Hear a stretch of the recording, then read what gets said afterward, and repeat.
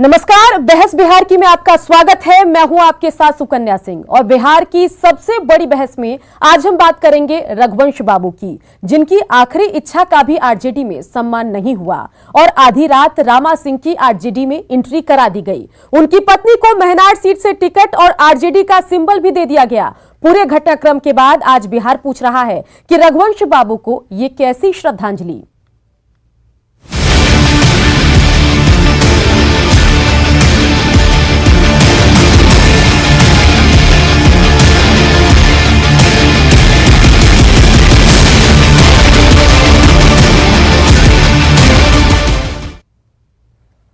हमारा आज का सवाल यही है कि रघुवंश बाबू को ये कैसी श्रद्धांजलि, और इसी मुद्दे पर आज हम चर्चा करेंगे। चलिए सबसे पहले अपने गेस्ट से आपका परिचय करा दें। आरजेडी प्रवक्ता रामबली चंद्रवंशी आरजेडी का पक्ष रखेंगे, बीजेपी प्रवक्ता विवेकानंद पासवान बीजेपी का पक्ष रखेंगे, जेडीयू प्रवक्ता निहोरा यादव जेडीयू की तरफ से अपनी बात रखेंगे, वहीं जन अधिकार पार्टी की तरफ से मनीष यादव अपनी बात रखते नजर आएंगे और आगे चलकर सीनियर जर्नलिस्ट अरुण पांडे भी हमारे साथ जुड़ेंगे और वो तमाम सवालों पर अपने एक्सपर्ट कमेंट देते नजर आएंगे। चलिए सबसे पहले सवाल ले लेते हैं प्रोफेसर रामबली चंद्रवंशी जी से।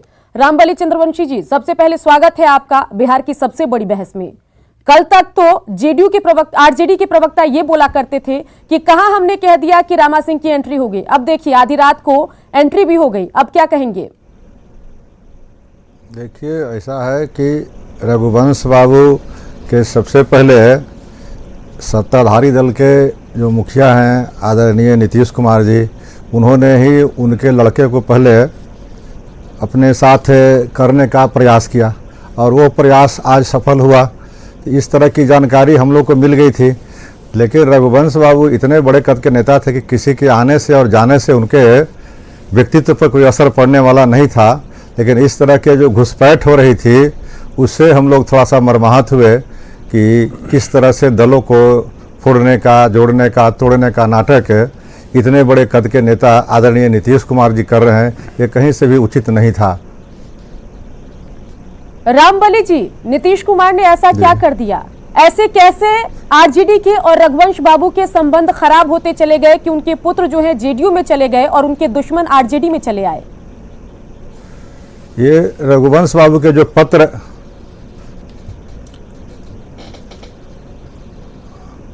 आवाज नहीं आ रही है? रामबली जी, आपको आवाज मिल पा रही है क्या?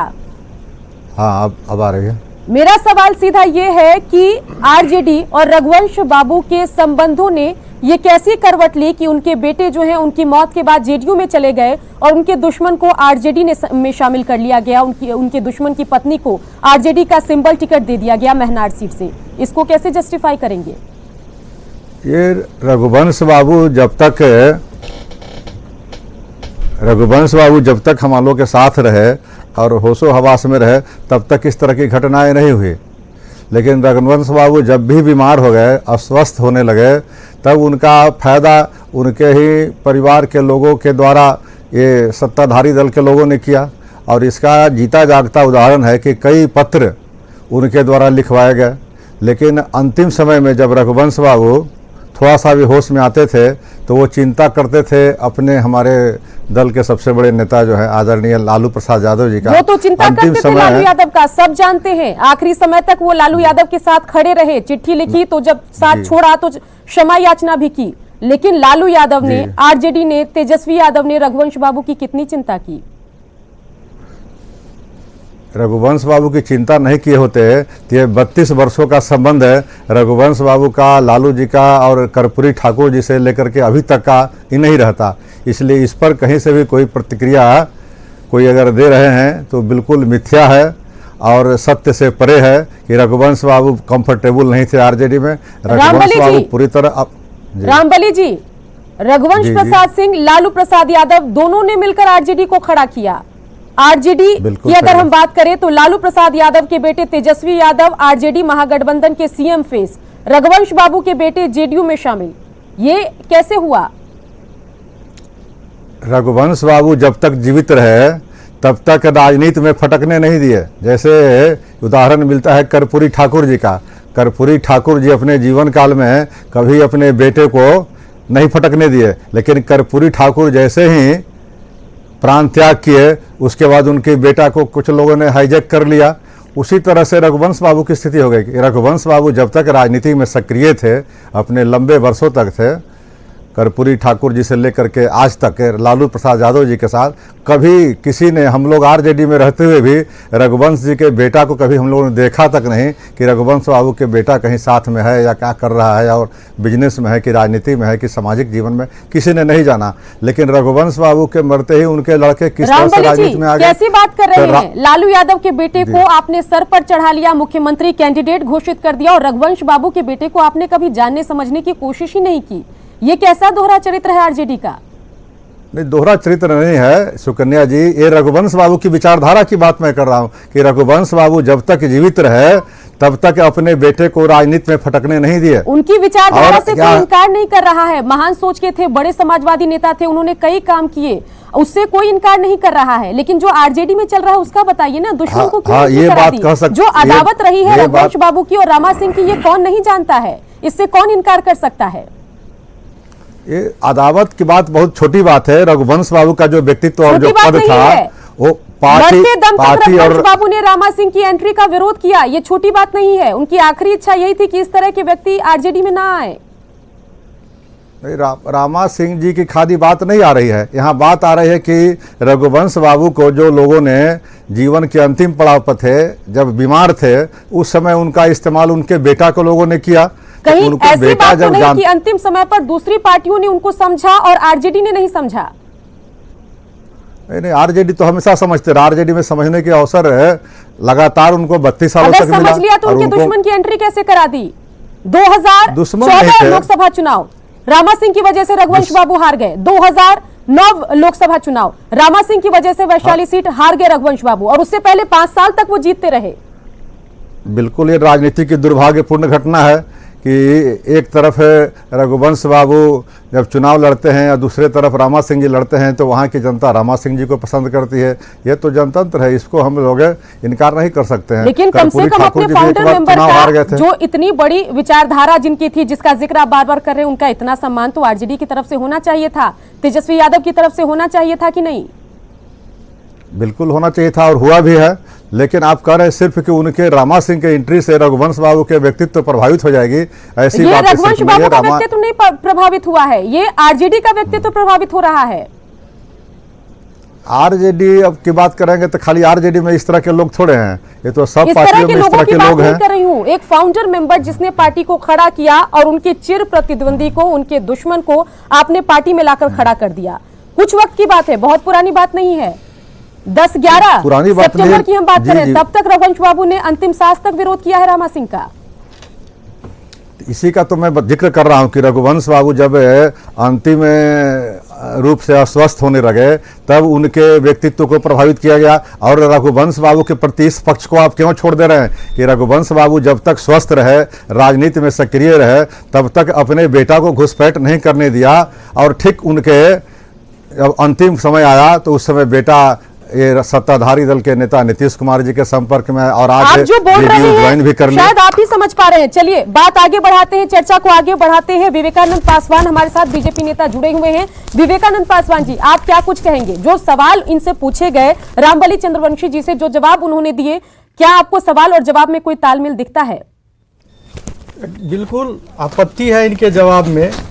देखिए, लालू प्रसाद यादव और रघुवंश बाबू मिलकर आरजेडी को खड़ा किए। रघुवंश बाबू के आपत्ति के बावजूद उनके मरणोपरांत भी उनका सम्मान नेता प्रतिपक्ष तेजस्वी यादव नहीं किए। उनके तेजस्वी जी के बड़े भाई तेज प्रताप बोलते हैं, आपत्ति जब किए रघुवंश बाबू तो कहते हैं समुद्र में से एक लोटा पानी ही चला जाएगा तो क्या फर्क पड़ेगा। रघुवंश बाबू को इस तरह ही लोग अपमानित किए, जिस आहत में वो पार्टी छोड़ दिया और उनकी मृत्यु हो गई। तो तेजस्वी जी को तो माने अहंकार में डूबे हुए हैं। उनको ये पता नहीं था जो ये राजद को खड़ा करने में जितना मेरे पिताजी का योगदान है उतना रघुवंश बाबू का योगदान है। और रघुवंश बाबू के एक छोटा सा आग्रह भी नहीं वो माने, इसलिए आप जान सकते हैं जो तेजस्वी कितना अहंकार में डूबा हुआ है, चलिए कितना बड़े को सम्मान करता है। जेडीयू प्रवक्ता निहोरा यादव भी हमारे साथ जुड़े हुए हैं। निहोरा यादव जी, रघुवंश बाबू के बेटे आपकी पार्टी में शामिल हो गए हैं और कुछ आरोप आरजेडी की तरफ से लगे कि रघुवंश बाबू ने जीते जी अपने जो बच्चे हैं या अपने आगे की जनरेशन है उसको राजनीति में शामिल नहीं होने दिया, लेकिन अब वो नहीं है तो आपने उनके बेटे को जेडीयू में शामिल कर लिया। इस पर आप क्या कुछ जवाब देंगे? और इससे पहले जो मेरी बातचीत हो रही थी रामबली चंद्रवंशी जी से, आरजेडी नेता से, जो उन्होंने जवाब दिया उससे आप कितने सहमत हैं? नहीं, रघुवंश बाबू का बेटा जदयू में शामिल हुए ये तो स्वागत योग्य है और मुझको तकलीफ़ तब लगा जब रमा सिंह को आरजेडी में शामिल किया गया। यानी बिल्कुल विपरीत धारा। बहुत सारे लोग रघुवंश बाबू के राजनीतिक जीवन नए जनरेशन लोग नहीं जानते होंगे। हम लोग जानते हैं कि डॉक्टर राम मनोहर लोहिया कर्पूरी ठाकुर के धारा को आगे बढ़ाने में काम आदरणीय स्वर्गीय रघुवंश बाबू ने किया है।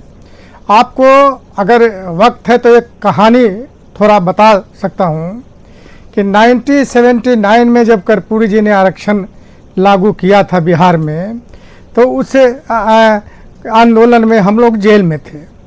रघुवंश बाबू जेल में मिलने गए और लोगों ने जब बाहर निकले तो लोगों ने चूड़ी दिया पहनने के लिए। यानी सिद्धांत के इतने पक्के आदमी, इतने समाजवादी विचारधारा के पक्के आदमी शायद लालू जी भी नहीं होंगे जितने रघुवंश बाबू रहे हैं। रघुवंश बाबू का जिस तरह अपमान राष्ट्रीय जनता दल ने किया और ये नए जो नवयुवक नेता बने हैं राष्ट्रीय जनता दल में, वो राजनीति का इतिहास भूगोल नहीं जानते। रघुवंश बाबू का इस प्रदेश और देश और समाजवादी धारा में कितना योगदान है ये लोग नहीं समझते हैं। चलिए, इसलिए जन अधिकार पार्टी की तरफ से मनीष यादव भी हमारे साथ जुड़े हुए हैं। मनीष यादव जी, पप्पू यादव ने हमेशा रघुवंश बाबू से अपनी खास संबंधों का जिक्र किया और हमेशा कहा कि अगर महागठबंधन की तरफ से या आरजेडी की तरफ से रघुवंश बाबू सीएम कैंडिडेट होते तो हाथ जोड़कर रघुवंश बाबू के पीछे खड़े होने के लिए पप्पू यादव तैयार थे। अब जो स्थिति हुई है, जो ट्रीटमेंट रघुवंश बाबू को आरजेडी की तरफ से मिला है, जैसा बर्ताव किया गया है, उनके विरोधियों को पार्टी में शामिल कर लिया गया है, उस पर आप क्या कुछ कहेंगे?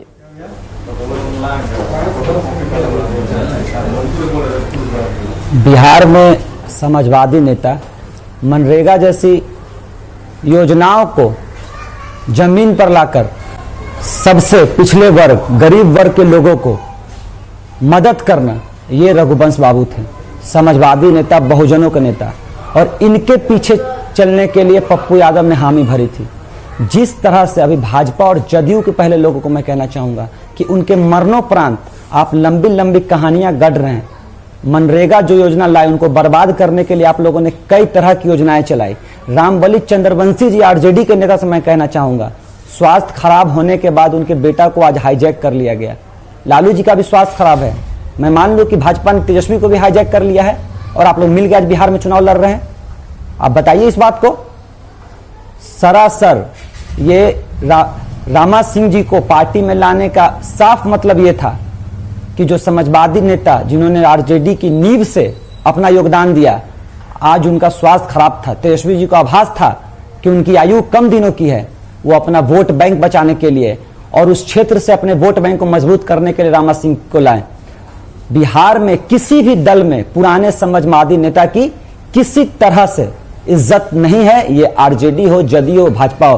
पप्पू यादव जी, सिर्फ और सिर्फ पप्पू यादव जी ने इस बात को कहा था कि अगर मुख्यमंत्री कैंडिडेट रघुवंश बाबू होंगे तो वो उनके पीछे चलने को तैयार है। इसका मतलब ये था कि एक सेकुलरिज्म जो हमारे बिहार में है, हिंदू मुस्लिम सिख ईसाई आपस में भाई भाई के नारे के साथ रघुवंश बाबू भी चला करते थे, उनके पीछे हम लोग की पार्टी और हमारे नेता चलने को तैयार थे। चलिए, बने रहिए मनीष यादव। अरुण पांडे सीनियर जर्नलिस्ट भी हमारे साथ जुड़ गए हैं। अरुण पांडे जी, सवाल लगातार तीखे आरजेडी से पूछे गए, जवाब बोल आया, कुछ भी कहते समझते आरजेडी के प्रवक्ता से नहीं बना। आप क्या कुछ कहेंगे? रघुवंश बाबू आज हमारे बीच नहीं है, बड़े समाजवादी नेता थे, क्या कुछ उन्होंने काम किया इससे सब अवगत है, लेकिन अब की स्थिति देखिए कि आज उनके बेटे की एंट्री जेडीयू में हो गई और उनके दुश्मन की एंट्री आरजेडी में हो गई।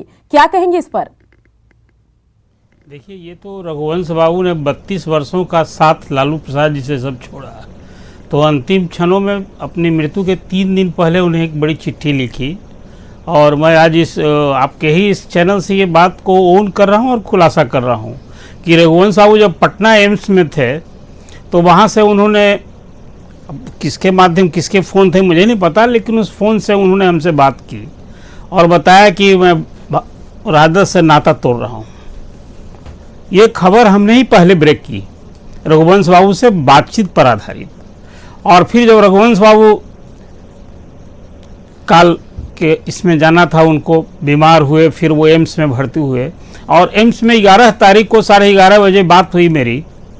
उनका पुत्र सत्यप्रकाश उनके साथ थे और उस फ़ोन से उन्होंने बात की। उस दिन वो वेंटिलेटर पर नहीं थे, वेंटिलेटर से बाहर थे और निश्चित रूप से स्वस्थ रहेंगे। उस दिन उन्होंने आधा दर्जन चिट्ठियां लिखी थी, जैसा सत्यप्रकाश ने हमें बताया बाद में कि पिताजी ने हमसे पैड मंगवाया। एक सादा कागज़ पर उन्होंने एक चिट्ठी लिखी जिसमें लालू जी के नाम वो खत था और उस खत में उन्होंने अपनी 32 वर्षों का लालू जी का जो साथ था उसमें अपनी पीड़ा राजद में क्या महसूस कर रहे थे और राजद जिस परिकल्पना से राजद में समाजवादी लोग इनका ही ये दल था और उसमें जो उन्होंने फीलिंग की थी, अपनी पूरी फीलिंग नरेट की थी।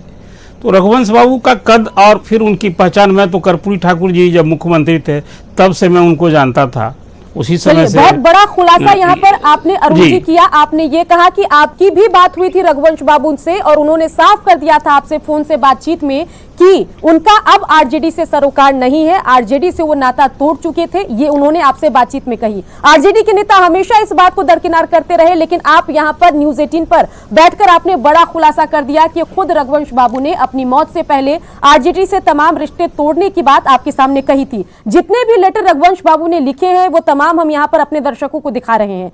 ये बताइए अरुण पांडे जी कि जो स्थिति है, जो व्यवहार रघुवंश बाबू की मौत के बाद या आखिरी क्षण में आरजेडी द्वारा उनके साथ किया गया, इस पर आप क्या कहेंगे? एक अहम सवाल मेरा यह है जो मैं तमाम पार्टियों से पूछती रही और सभी पार्टियों ने अपने हितों के अनुसार उस सवाल का जवाब दिया। सवाल यह कि दो व्यक्ति, लालू प्रसाद यादव, रघुवंश प्रसाद सिंह, दोनों ने मिलकर पार्टी को खड़ा किया और लालू यादव का बेटा आज महागठबंधन आरजेडी का सीएम कैंडिडेट और रघुवंश बाबू के बेटे को आरजेडी में कोई नहीं जानता। सत्यप्रकाश ने, रघुवंश बाबू के बेटे ने जेडीयू ज्वाइन कर ली। यह कैसी कहानी है? दो हीरो जिन्होंने पार्टी की शुरुआत की और एक हीरो का बेटा उस पार्टी का बड़ा नेता बन जाता है, सीएम कैंडिडेट बन जाता है और दूसरे को बेटे को कोई पहचानता भी नहीं।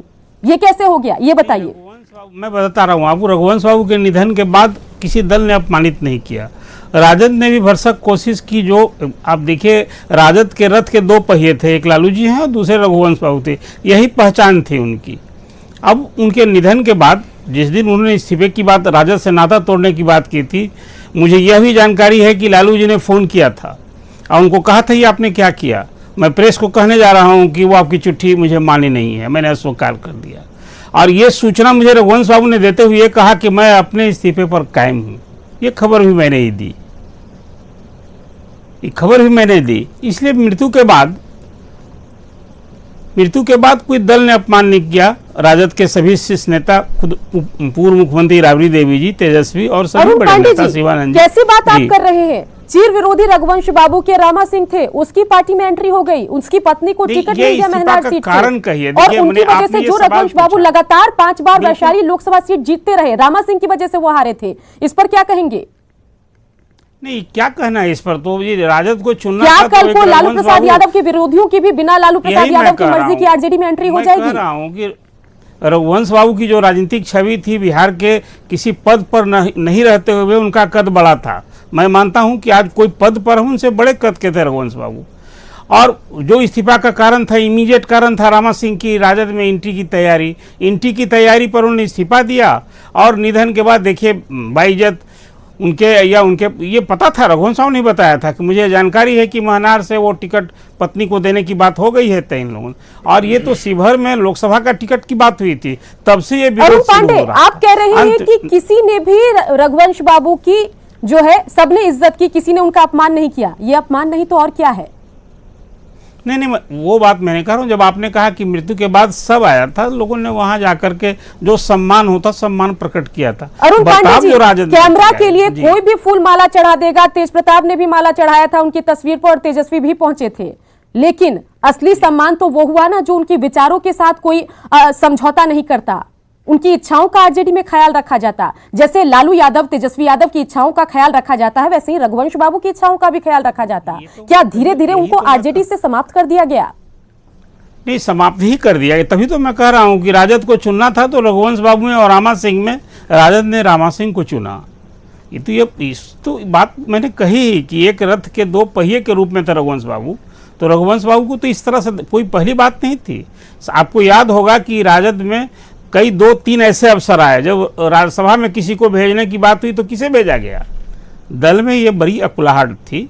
और उसमें अब तो उनके विरोधी दल के लोग या दूसरे लोग कहेंगे कि राजद में किन लोगों को भेजा गया, वो रघुवंश बाबू के राजनीतिक कद की तुलना में कितने बड़े और महान है, वे तो दल का अपना आकलन होता है। लेकिन हम लोग मानते थे कि मेरा एक और अहम सवाल है कि चलिए तेजस्वी का तो समझ आता है, युवा है, और रघुवंश बाबू का क्या योगदान है आरजेडी में वो नहीं समझते होंगे, लेकिन रामा सिंह की एंट्री पर लालू यादव भी चुप थे। नहीं, लालू यादव ने तो ये डील ही किया था सीतामढ़ी चुनाव के समय में। रामा सिंह को सीतामढ़ी चुनाव इलेक्शन में ही शामिल होना था, टिकट मिलने की बात थी, रघुवंश सिंह के विरोध के कारण नहीं मिला।